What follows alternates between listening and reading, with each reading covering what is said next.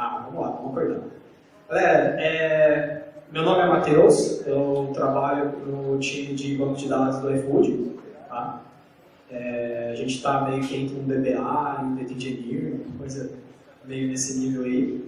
E eu queria comentar um pouco com vocês sobre microserviços e banco de dados, que é uma coisa que as pessoas às vezes falam muito em microserviços, mas como que é gerenciar dados nesse microserviço é uma coisa que eu particularmente vejo que em muitas palestras acaba sendo deixado um pouco de lado, então eu queria focar um pouco mais nisso. E não só sobre isso, eu queria comentar, e aí entra um pouco de case nessa palestra, sobre a experiência que a gente teve no iFood com a implantação de microserviços, que é uma coisa que a gente não terminou ainda. Então vocês vão ver que eu vou falar várias coisas e falar, cara, isso aqui ainda está em andamento, então não esperem também as coisas mil maravilhas, que nem sempre isso acontece. Bom, essa é só uma introdução do que eu vou falar nessa palestra, então eu vou falar um pouco da história do iFood para a gente ter uma... Eu acho que eu quebrei um negócio aqui. Para a gente ter uma introdução, vou falar um pouco sobre microserviços, para quem não conhece, e para mostrar um pouco como a gente dividiu as coisas em microserviços, ok? E vou falar um pouco sobre as tecnologias que a gente usa no iFood especificamente. Tá? Então, vou abrir um pouco a caixa preta, que é o iFood, para vocês verem o que a gente usa de tecnologia ali dentro, ok? Eu estou preocupado mais com a parte de back-end e o que, de fato, gerencia banco de dados ali. Eu não estou preocupado muito com a parte de front-end, até porque não é muito a minha praia ali no iFood. Eu sou um cara mais de back-end. Eu sou mais especialista em banco de dados e em performance, então eu fico muito voltado nessa parte. Tem laser isso? Achei o laser, cara. Bom, só para dar uma introdução, vou tentar falar isso bem rápido. Eu queria falar para vocês um pouco sobre o iFood especificamente. Quem é que conhece o iFood, já pediu no iFood? Legal, né? Eu estou no iFood desde 2015, a primeira palestra que eu dei, eu perguntei sobre o iFood e quase ninguém conhecia, então hoje já é uma coisa bem conhecida, o que é bem legal. Tá? O iFood ele surgiu em 2011, então tem alguns marcos na história do iFood, eu queria levantar só esses marcos principais aí. Um deles foi em 2013, quando a Movile, já teve 2 ou 3 pessoas da Movile falando aqui hoje, então você vê que a Movile é uma empresa bem ativa, participa bastante em evento, e a Movile foi uma das maiores investidoras, ainda é uma das maiores investidoras do iFood, e isso começou lá em 2013, ok? Em 2014 foi um outro marco interessante para o iFood, que foi quando o iFood, de fato, assumiu como líder de mercado em delivery online, absoluto, no Brasil. Que foi quando ele fez a fusão com o restaurante web. Então, lá em 2014, tinha um pouco iFood, um pouco restaurante web, ficavam os dois brigando para ver quem que era o primeiro lugar, em geral o iFood estava um pouco à frente, e aí o iFood e o restaurante web se juntaram, e quando você tem junções de empresas assim, a coisa parece muito bonita por fora, mas por dentro a gente tem um monte de complicação.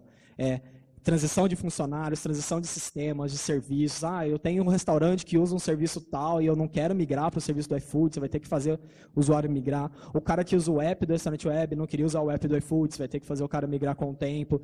Então a gente teve vários problemas assim, mas a gente teve grandes vantagens.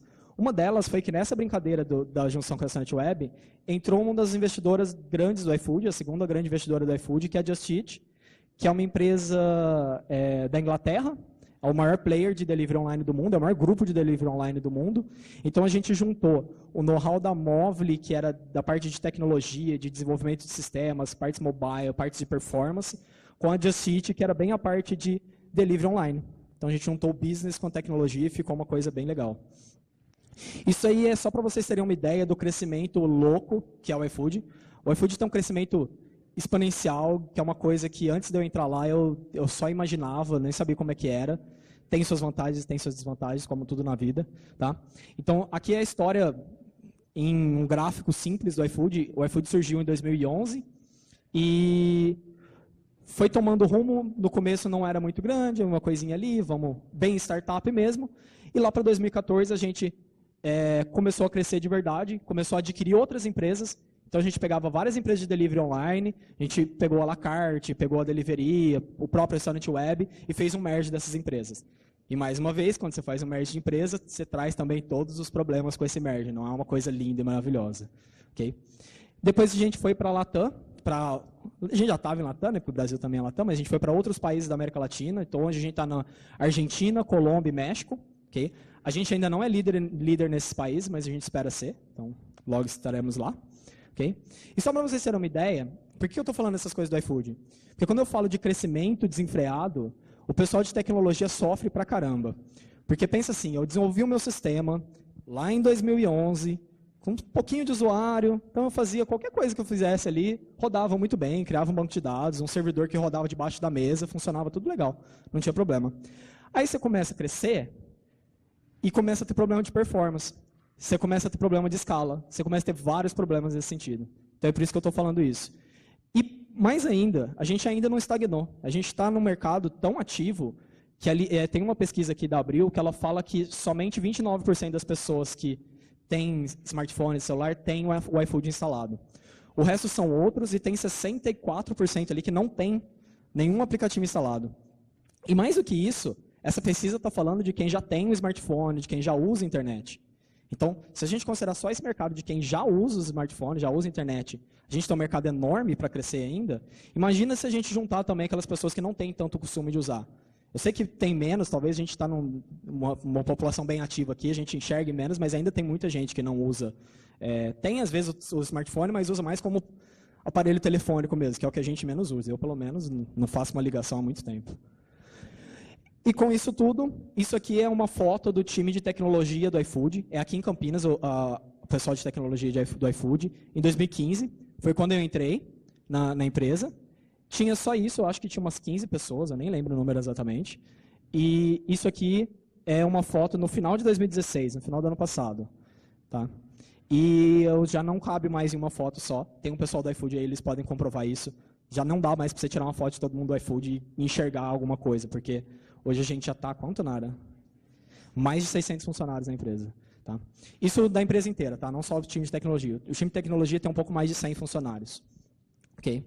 E o time de tecnologia, especificamente, esse ano teve um grande marco também, que a gente inaugurou um novo prédio da empresa, porque a gente estava num condomínio, todo mundo empaçocado numa sala, a gente chegou a trabalhar todo mundo em volta de uma mesa, assim, porque não tinha mais espaço e tal. Hoje a gente tem um prédio novo, isso aí é uma foto do pub do prédio que a gente tem, bem legal. E aí eu vou fazer um jabá só agora mesmo, que quem quiser tem vagas, tá? Especificamente falando de dados. A gente tem vaga para desenvolvimento de back-end senior, back-end junior, para front-end, e de banco de dados, ou esse data de dados, a gente tem o Data Research Engineering, tá? Que é mais a parte de produção, tal.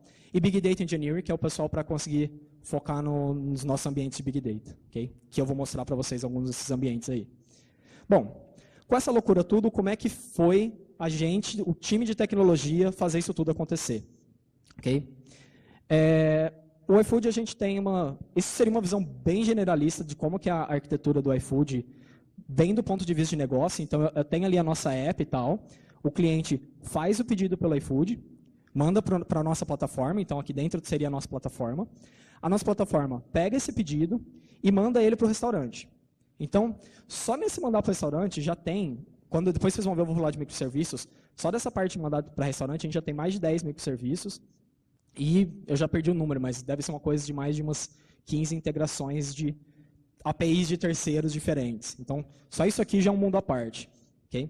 Mandamos para o restaurante confirma, a gente volta para o iFood, fala para o usuário que confirmou, etc. Beleza. E se o restaurante não confirma? E se o restaurante esquece de entregar o pedido?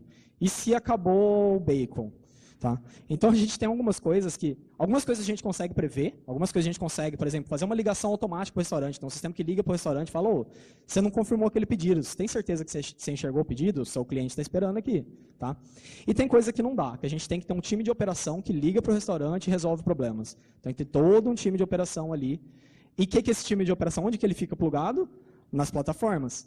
Então, é o time de back-office que também tem um sistema, que também gera carga de dados ali em cima. Então, a gente tem um ambiente totalmente transacional, que é só inserção de dados. A gente tem um ambiente que é todo de integração, que é uma máquina de estados enorme, que vai e volta. A gente tem operadores analisando tudo aquilo. E ainda a gente tem, ainda em menor escala, mas crescendo bastante, a parte da Spawn Rocket, que também é do iFood, que é um outro aplicativo que, diferente do iFood, ele faz a entrega do seu pedido. Então, o iFood hoje ele é bem um gateway entre você e o restaurante. Só que quando você fala de Spawn Rocket, a gente faz até a entrega do pedido. Então, a Spawn Rocket ela tem uma missão um pouco mais complexa do que a do iFood especificamente, que é entregar rápido, entregar bem, garantir tempo de entrega bem restrito. No iFood, a gente garante? Garante, mas é no questão das próprias avaliações, do próprio tempo que o restaurante determina. Então, fica aberto para o restaurante. Na Spoon Rocket, não. Ele tem que ter um tempo certo. Então, é uma coisa, uma lista mais curada, é um pouco mais cuidadoso. Ok? E um volume um pouco menor também, infelizmente. Bom, e como é que era a arquitetura no iFood em 2015? Tá? Então, isso aqui é uma visão bem geral, não sei se está dando para ler aí, mas eu comento mais ou menos as caixinhas aqui. Então, a gente tinha o que eu falei, né, os usuários finais, os restaurantes, todo o time de back-office, todo mundo conectado em aplicações de analytics, em aplicação de back-office e no nosso famoso web service, que a gente tinha um web service gigante que escalava num monte de máquina, ok? O website conectava no web service, as aplicações conectavam direto no web service. Então, pelo menos a gente tinha esse web service para fazer uma camadinha ali, isso era bem legal. Aliás, uma camadona, né? Era uma camada bem grande. E todo mundo em um banco de dados. Uma instância de banco de dados. Ok? Bom, o que a gente decidiu? O time do iFood está crescendo, o volume de dados do iFood está crescendo, o volume de clientes, de transações está tudo crescendo e está todo mundo socado aqui. Todo mundo ali fazendo requisição. Isso gerava um sinal de alerta muito grande na nossa cabeça. A gente sabia que não ia dar certo isso. E, além disso, a gente fez uma outra divisão. A gente começou a contratar mais pessoas e colocar dentro do time. E aí essas pessoas, elas ficavam, de certa forma, meio perdidas. Putz, o que eu foco? Eu só tenho um serviço funcionando, um banco de dados, eu vou fazer o quê? Tudo. Vou pegando task e vou resolvendo. Tem o problema, eu vou resolvendo. Tal. Não, calma, vamos organizar um pouco. Eu não vou comentar em detalhes, mas a gente roubou, de certa forma, é público, mas a gente pegou emprestado a divisão de times que o Spotify usa, de squads, chapters e tribes. Alguém conhece essa definição? Conhece? É bem legal, principalmente para startups, empresas desse tipo que está crescendo de forma dinâmica, é uma divisão bem legal, porque a gente divide os squads mais em formatos de... Aqui tem alguns exemplos de squads, mais em formatos de negócio. Então, a gente tem o squad de discovery, o squad que só cuida de pagamento, só cuida de account. Então, o cliente não conseguiu fazer login. Então, em vez de todo mundo ficar atacando o task de login, era o pessoal de account que faria. Entendeu?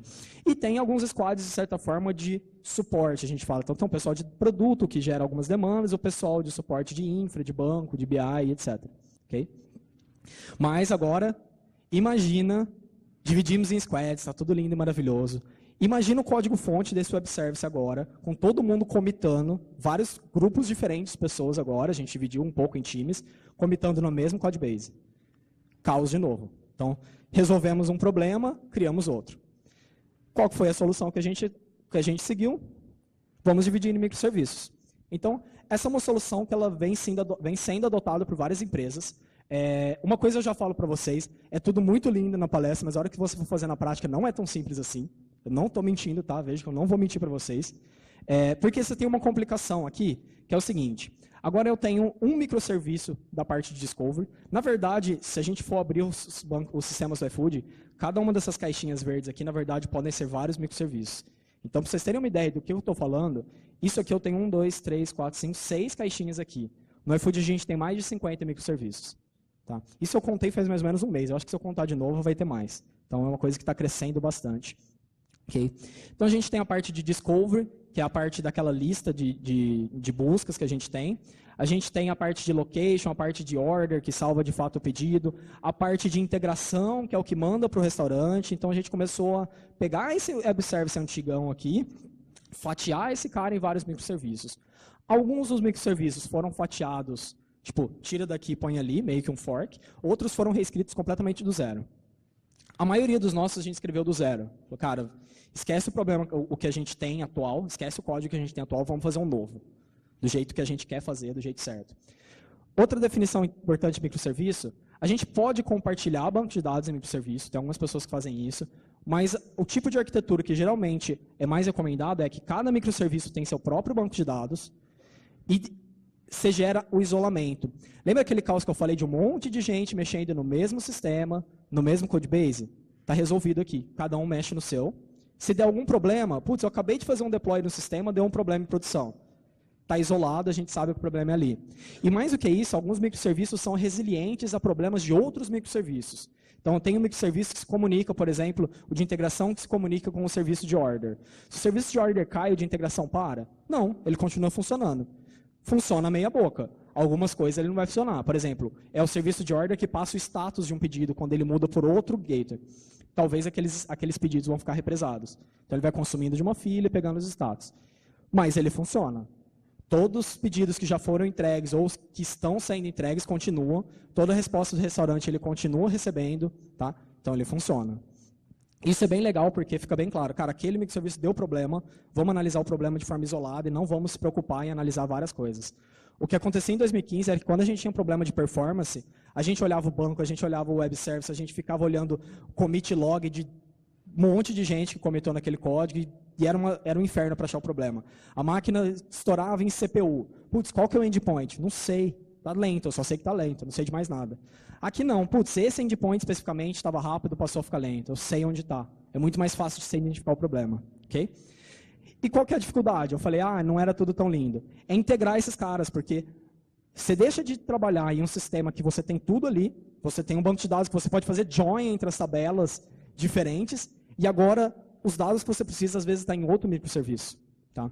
O que eu recomendo é, tente dividir o máximo possível o domínio daquele microserviço, para que, se você precisa de um dado de um outro microserviço, que seja alguma coisa não permanente. Putz, eu peguei aquele dado, eu posso jogar num cache, por exemplo. Por exemplo, todo mundo que consome do order costuma jogar num cache, porque é o nosso microserviço mais requisitado ali. Todo mundo quer saber alguma informação de pedido. Fiz uma avaliação, quero saber se o pedido está concluído.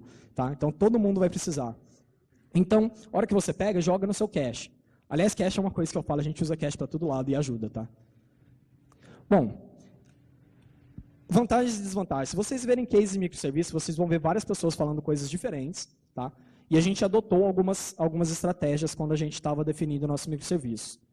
Uma das estratégias que a gente adotou não vamos gerar um caos e não é que a gente não vai liberar. A gente pode liberar para as pessoas trabalharem da forma como elas bem entenderem, mas vamos definir uma arquitetura padrão. Tá? Uma arquitetura base, vamos dizer assim. Ou melhor, vamos definir tecnologias, padrões que a gente vai adotar. Okay? Por que a gente fez isso?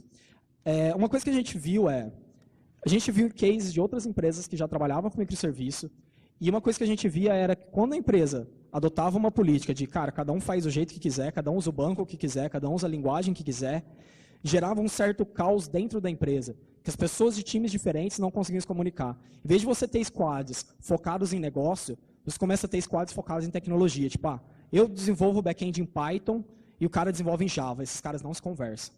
Então a gente decidiu, cara, vamos adotar padrões até onde a gente puder. Padrões é uma coisa que você pode mudar, então não é nada escrito em pedra também. E a nossa arquitetura padrão, aqui está um exemplo de um microserviço que a gente tem. É um exemplo genérico, tá? Não tem nenhum microserviço específico nesse caso. Okay?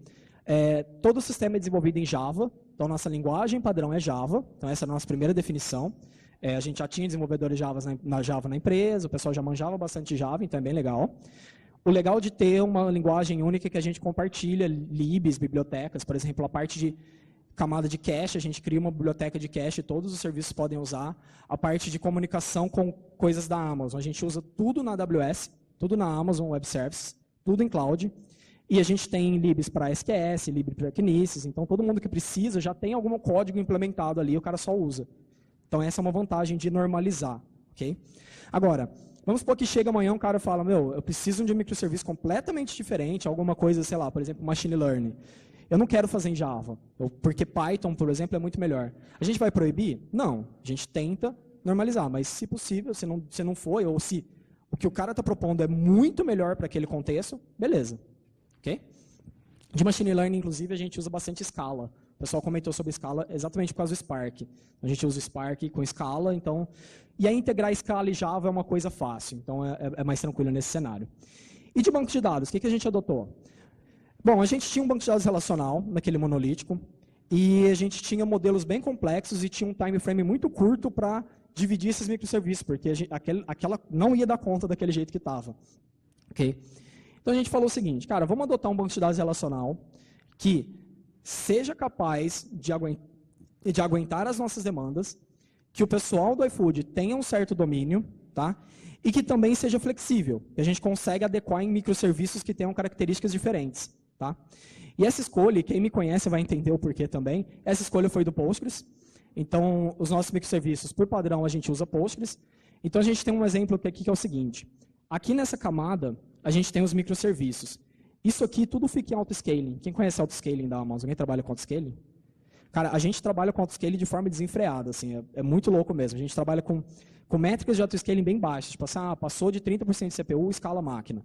A gente trabalha também com ARMAP. Por que a gente faz autoscaling? Gente, imagina o seguinte,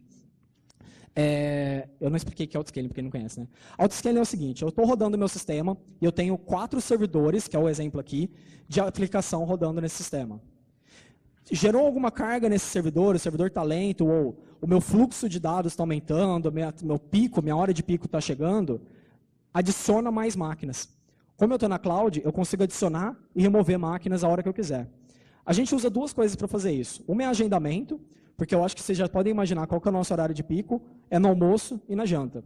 Então, se for pegar o vale nosso da tarde, por exemplo, da tarde para a janta, se pegar as 4 horas da tarde para 8 horas da noite, a gente tem 50 vezes mais o fluxo de pedidos.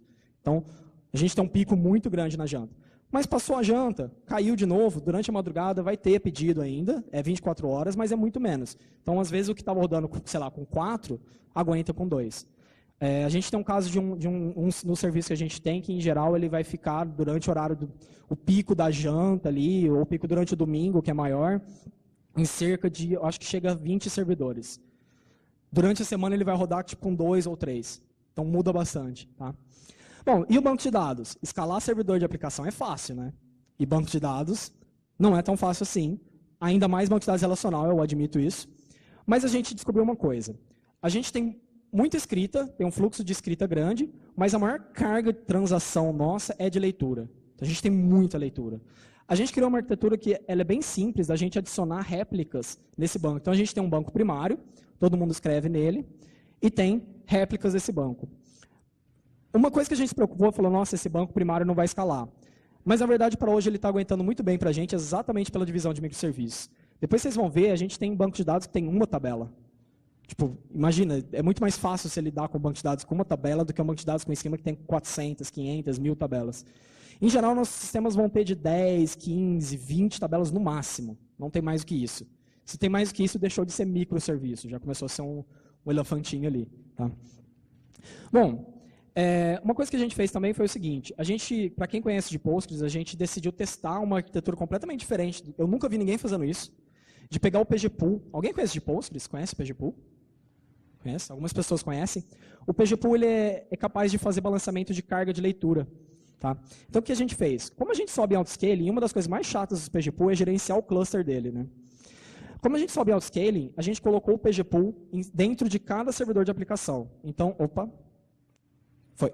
Junto com a aplicação, a gente tem o PGPool. Então, a aplicação ela conecta no PGPool e o PGPool conecta nas réplicas do Postgres. Estamos resolvidos o problema de balanceamento de carga de leitura. Okay? O que mais que a gente faz? Chef. A gente usa bastante o Chef. Para quem não conhece, é um sistema de gerenciamento de automação, parecido com o Puppet, Ansible. Que o Chef ele faz o quê? Ele instala os sistemas dentro dessas máquinas aqui. Então, o autoscaling da Amazon cria a máquina e roda o Chef. O Chef faz o deploy da aplicação, o Chef instala o Postgres, faz a réplica do Postgres, faz toda essa arquitetura para a gente funcionar. Tá? Uma coisa que eu meio que... e nem todos a gente não tem Postgres autoscaling hoje, na verdade a gente sobe ele sob demanda, mas é simplesmente subir uma máquina no Chef e está pronto. E outra coisa que a gente usa muito é os Zabbix para monitoramento. Como que a gente usa os Zabbix? Se a máquina a gente sobe, cria e apaga a máquina a todo tempo, o próprio Chef, na hora que ele roda, ele vai lá nos Zabbix e adiciona um template naquela máquina. Está pronto, está monitorado. Okay? Bom, é só isso? Não é. Lembra que eu falei que a gente tem muitos casos de só leitura? Então a gente usa bastante cache também. Então a gente usa uma arquitetura de cache que toda vez que eu escrevo alguma coisa eu já jogo no cache, porque a gente vai trabalhar, principalmente se você pegar os microserviços de pedidos, que vão em volta de pedidos, eu vou sempre estar trabalhando mais ativamente naqueles pedidos das últimas 2, 3 horas. Passou disso, o pedido já foi entregue para o cliente. Apesar da gente ainda usar eles, é mais análise. Não é mais alguma coisa transacional, não é mais alguma coisa quente. Então a gente usa bastante o cache e isso alivia bastante esses bancos de dados aqui também. ok? Principalmente a carga do primário, que é só de escrita no nosso caso. Beleza? Bom, isso é só um exemplo, tá? Eu vou só pontuar algumas coisas, alguns exemplos, vou até já colocar tudo de que a gente usa o Postgres especificamente, e um dos motivos que a gente escolheu ele foi pela versatilidade que ele dava para a gente, que ele ia se adequar a vários microserviços. Já vou adiantar para você que a gente não usou só o Postgres, já tenho mais algumas coisas para mostrar para vocês. Hoje a gente tem mais de 25 bancos de dados, cada microserviço tem um banco de dados à parte. Tem microserviço que não tem banco de dados, tem microserviço que só trabalha com fila, tem microserviço que é só um gateway de integração entre microserviços diferentes, e etc. Tá? A maioria é altamente transacional, então a gente está num ambiente de muita transação. O volume de dados ele é grande, mas é maior o volume de dados trafegados. Então, aqueles dados, como a gente trabalha só com essas 3 horas que eu comentei, é uma coisa um pouco mais tranquila em Big Data, tal, a gente deixa para uma outra parte. Okay? Tem alta taxa de update em alguns, e em outros a gente tem banco imutável. Cara, eu descobri que banco imutável é a coisa mais linda do mundo para gerenciar. Se você só tem escrita, é muito fácil você fazer sharding, é muito fácil você fazer multimaster, é muito fácil você fazer um monte de coisa. O que dificulta, às vezes, é como que eu vou pegar esses dados. Então, tem algumas técnicas para isso. Okay? Em geral, os esquemas são pequenos, que eu já tinha comentado, e os tamanhos variam demais. A gente tem bancos de dados que tem alguns megabytes e bancos de dados que tem mais de 1 tera. Então, varia bastante, depende dos microserviços que a gente está trabalhando. E a gente ainda tem o legado. Lembra do legado que eu comentei? A gente ainda não conseguiu se livrar dele. Beleza? Bom.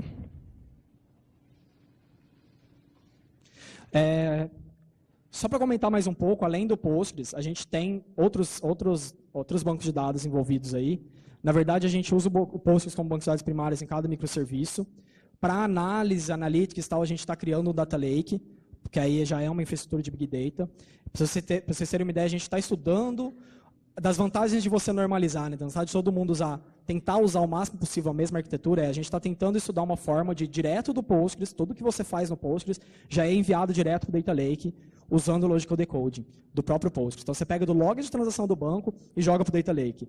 Como a maioria dos nossos microserviços usam Postgres, a hora que eu fizer para um, vai vir de brinde para todos os outros. E para os microserviços que são imutáveis, vai ser mais lindo ainda, porque só tem insert, Data Lake já é só insert mesmo. Tá, dá para fazer update, mas não é muito legal. Tá? Bom, persistência poliglota. Aqui a gente tem um exemplo que eu comentei dos microserviços, né? Então eu tenho os dados cadastrais de um pedido, isso aqui é a tela de um restaurante. Eu tenho os dados cadastrais vão estar no microserviço. Essa informação do tempo e da faixa de preço vai estar em outro microserviço. A informação do cardápio desse cara vai estar em outro microserviço. A informação dos horários de funcionamento e formas de pagamento em outros microserviços, um é para horário de funcionamento, outro para forma de pagamento. Então, aí já dá para vocês terem uma dimensão de que essa tela ela é formada por vários microserviços. E se um desses caras quebra, por exemplo, avaliações, beleza, eu continuo listando o cardápio, eu continuo vendo as outras informações. Então, a gente não derruba o sistema inteiro, que nem era na arquitetura monolítica. Na arquitetura monolítica, se o servidor fritasse, caía tudo. Não entrava pedido, não fazia listagem, não fazia mais nada. Okay? E mais do que isso, hoje a gente tem capacidade... Cara, estamos com um problema de carga muito alta. A gente tem uma capacidade... É meio até chato falar isso, mas a gente tem esse poder. A gente usou isso poucas vezes, felizmente, de desligar parte do nosso sistema. Cara, não tem mais lista de discovery, não tem mais informação de avaliação. Desliga, você está dando problema, desliga, depois a gente vê o que está acontecendo. Felizmente, a gente está conseguindo não usar mais isso, esses artifícios, mas eles ainda existem. Bom, outro exemplo e se o nosso cardápio for um grafo? Cara, quando eu estou falando de cardápio, é uma modelagem que às vezes parece simples, mas pensa, cara, eu tenho pizza meia-meia, eu tenho pizza que vai ter 3 sabores, eu tenho sanduíche que eu posso ter adicionais, eu tenho adicionais que estão ligados com outros adicionais, eu tenho uma coisa completamente complexa. Se você analisar só um caso, talvez não seja tanto, mas na hora que você analisa vários casos, é bem complexo a modelagem de cardápio. Eu diria que no nosso sistema hoje a gente tem máquinas de estado de pedidos e várias coisas, mas ainda assim a modelagem de cardápio é uma das mais complicadas. Uma coisa que a gente está estudando ainda, não vou falar que a gente implementou ainda, hoje essa parte ainda está no nosso sistema legado, que a gente não conseguiu migrar, é estudar de usar um banco de dados em grafo para esses dados de cardápio. Beleza, eu posso ter cadastros, a informação do restaurante no banco relacional, que é muito fácil de consultar, mas o cardápio eu cadastro no grafo. Por quê? A hora que eu pegar um item aqui, gente, eu estou ficando cego. A hora que eu pegar um item aqui, o que está escrito aqui? Cerveja, obrigado. Se eu tirar ele do cardápio, acabou a cerveja. Eu tiro todo mundo que está ligado com ele. Então, se eu tiver um sanduíche que tem um adicional de cerveja, não faz o menor sentido, mas tudo bem. eu tirei a cerveja, eu tirei esse sanduíche, está pronto. Hoje a gente tem uma dificuldade de fazer isso, pelos dados estarem em banco relacional. Esse aqui é um outro exemplo que a gente tem de 2 microserviços, que é, a gente usa PostGIS no iFood, tá? PostGIS para o georreferenciamento. Como a gente trabalha com delivery, a gente tem que saber quem entrega naquela região e a taxa de entrega, ok? E aí a gente tem esses dados no PostGIS, um microserviço, que aqui eu estou chamando de location, que ele vai consumir esses dados desse PostGIS. Por que eu coloquei vários PostGIS? Porque é um dado quase read-only. Porque eu cadastrei minha área de entrega, cadastrei o valor, eu não vou mudar isso com tanta frequência. Eu mudo, mas não é uma frequência tão grande. Então, o banco de dados primário desse cara aqui, o master dele, é bem levinho, fica lá rodando. Agora, as réplicas ficam loucas, a gente escala um monte de réplica para não ter problema. Porque tudo que você faz na listagem do iFood, você tem que saber a região que você está, e você vai bater nesse cara aqui. E aí a gente tem aquele de busca. Na hora que você busca, onde que a gente vai buscar? No Elasticsearch. Putz, eu não ia colocar isso no Postgres, ia ser, é possível, mas ia ser, não é a melhor ferramenta. Nesse caso, o Elasticsearch é sensacional para busca. Então, eu uso ele para busca. O que eu faço? Os microserviços que alteram dados que esse cara de busca precisa indexar, jogam isso numa fila, a gente consome dessa fila, joga pelo Elasticsearch. O que a gente consultar quente, a gente joga no cache, e algumas informações de curadoria a gente pega do banco relacional. São informações menores. Tá? São as listagens, as promoções, algumas coisas que vão alterar com mais frequência. E esse microserviço ainda chama o outro microserviço de georreferenciamento para poder saber os restaurantes que atendem aquela determinada região. Tá? Então, isso aqui é só um exemplo. Pessoal, eu dei uma visão bem geral do que eram os sistemas do iFood. Eu sei que foi uma coisa bem introdutória, mas eu só queria abrir um pouco essa caixa. Eu não falei muito bem, mas de cache a gente usa várias coisas. É uma coisa que a gente quer normalizar. Hoje a gente está testando o Ignite. Hoje a gente está testando outras coisas, como já que a gente usa Postgres, vamos criar uma replicação multimaster do Postgres e vamos rodar o sistema do iFood em 2 regiões. Uma aqui na Amazon, no Brasil, e outra nos Estados Unidos. Por quê? 2 coisas. Primeiro, que se daqui cair, a gente sobe para lá de uma hora para outra fácil, rápido. Segundo, que o pessoal do México paga uma puta latência para vir aqui para consumir na nossa plataforma. Se tivesse tudo lá, já resolveria esse problema. E os dados, eles são disjuntos. Eu tenho só dados, os tráfegos transacionais. Então, se eu tenho só a equipe do México lá, eu tenho só pedidos do México, eu tenho só restaurantes do México, etc. Então, é uma coisa que a gente está analisando em cima do Postgres também para facilitar a adesão de vários microserviços. Pessoal, era isso que eu tinha para falar. Se vocês tiverem alguma pergunta, estou à disposição. Não sei se tem tempo, tem. Muito obrigado.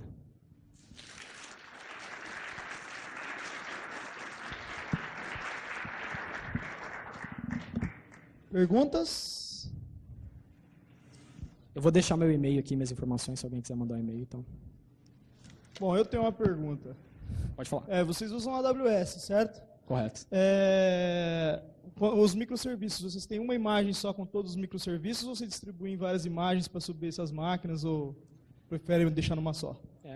Como a gente tem, como a gente tem uma normalização de todos os microserviços usarem praticamente as mesmas tecnologias, ou a base ser quase a mesma, a gente tem uma AMI de microserviços, a gente sobe ela, já vem com todo o pacote básico instalado. Então, já tem a integração do LDAP, que a gente usa bastante, já tem a integração com o Zapier, já tem o Chef ali instalado, já tem o Java e algumas receitas do Chef instalado.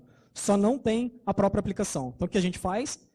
A hora que a máquina sobe essa AMI, o Chef roda nessa máquina, faz o deploy da aplicação. E, em média, a gente vai demorar cerca de 1 minuto para fazer essa parte do deploy. Não é um tempo muito grande. Okay.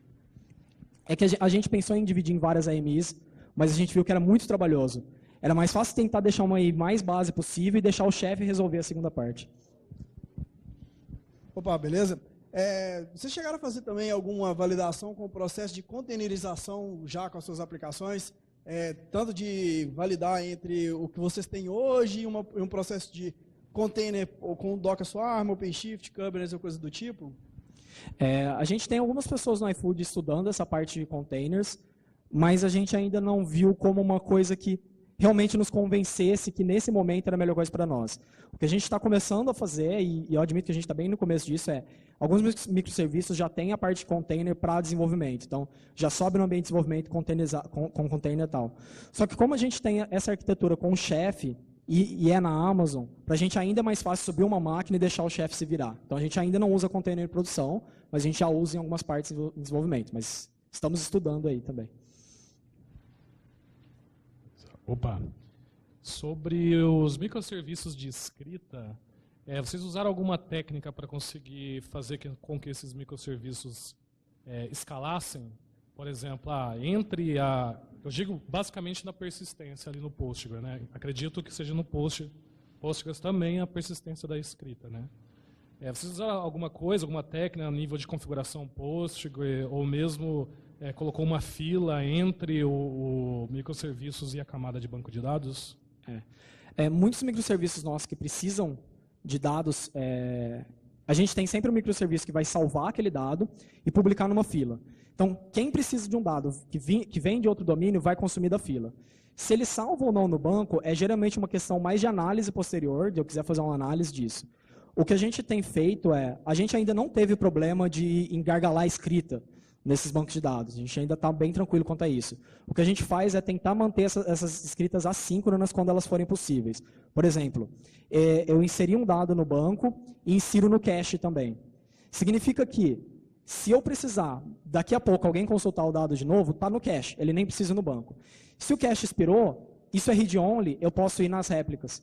Então, o nosso problema de escrita ele não é tão grande exatamente por essa arquitetura. A gente usa bastante cache e bastante as réplicas. Tá? Só que, por exemplo, se eu só tivesse as réplicas, inserir o dado no primário, se uma requisição vier logo em seguida, assim, milésimo de segundo depois, pode ser que eu consulte a réplica e não está lá ainda. Então, a gente teria esse problema. O que resolve esse problema para a gente é o cache. Então, a gente ainda não teve problema. Quando a gente tem uma carga alta de escritos, o microserviço que a gente tem mais escrito é o microserviço de pedidos, que ele tem todos os estados de pedido, a gente faz escrita assíncrona. E aí a gente consegue resolver esse problema. Beleza? A minha pergunta era essa aí, como que era feita, se era síncrona ou assíncrona a escrita. E é uma replicação por trás ali naquela arquitetura onde tem o PGPool do Postgres? Sim. A replicação que a gente usa é a replicação nativa do Postgres. Tá? E de escrita a gente está estudando alguns modelos de shard ou alguns bancos de dados que já tem shard. Um exemplo é o Cassandra, que o Wade comentou. Mas a verdade é que hoje, nesse momento, a gente ainda não tem essa necessidade como algo muito latente. Então é uma coisa que a gente está em estudo ainda. Okay. Ô, Matheus, tudo bem? Tudo bem. Cara, deixa eu fazer uma pergunta. Vocês já estão usando algum microserviço serverless? Tipo, usando Lambda, talvez? Algum desses caras que você mencionou? Não, a gente não tem nenhum microserviço como serverless, mas a gente já tem algumas infraestruturas Lambda para fazer integrações. Por exemplo, alguma coisa para consumo de fila. Então, isso a gente já tem. Mas o Lambda ele surgiu no Brasil há pouco tempo. E o nosso problema é que o nosso sistema está na região de São Paulo, da Amazon. Então, a gente demorou para conseguir usar o Lambda. Agora que a gente está começando a usar. Mas não é nada core do sistema. O microserviço mesmo ainda é autoscaling EC2 mesmo. Okay. Obrigado, Matheus. Obrigado, gente. Você só tirou muito tempo aí. Não, tudo bem.